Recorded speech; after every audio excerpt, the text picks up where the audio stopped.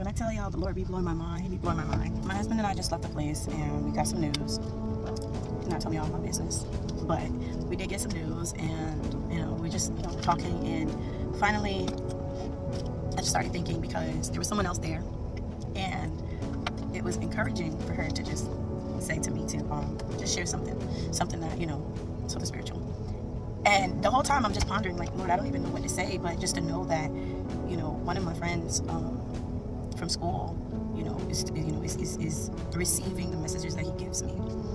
I gotta say something. Grand gestures popped up. Now let me start with this. We sometimes use phrases and we don't actually know the true meaning of it. So what I did, before I did this, I'm just listening to the Lord on what he wants me to say. And the first example he wanted me to give was the example of Jesus being born. That was one of his gestures. We all know that, the son was to be born to, save the world and all of this. So that was the first gesture. The grand gesture was when Jesus was crucified, when Jesus was put on that cross and died for all of our sins. That was a grand gesture, because that was God showing his love for us. And so I'm sitting there, I'm listening to God, and I'm like, wait a minute, Lord, I don't even really know what grand gesture truly means. So I look it up. Feel how you feel, say what you want to say, but I really didn't know. Like, I knew, but I didn't really know what grand gesture truly meant. And I looked it up. And y'all, read it for yourself. And I know he gave me all of that to say. Remember every grand gesture.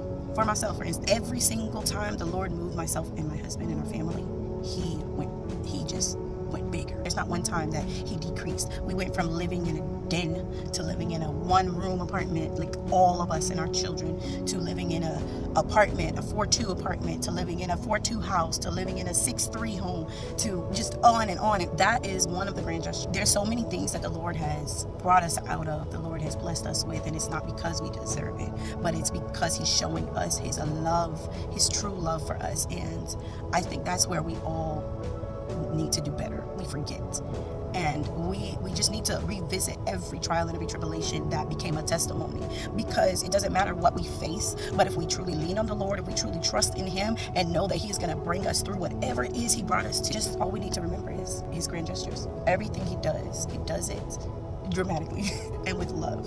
I think we all should just hold on to that.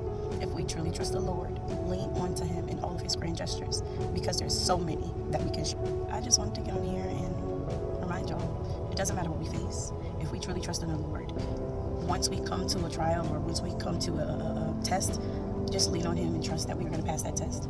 And also know that after that test, there will be a grand gesture. That was it. Be blessed.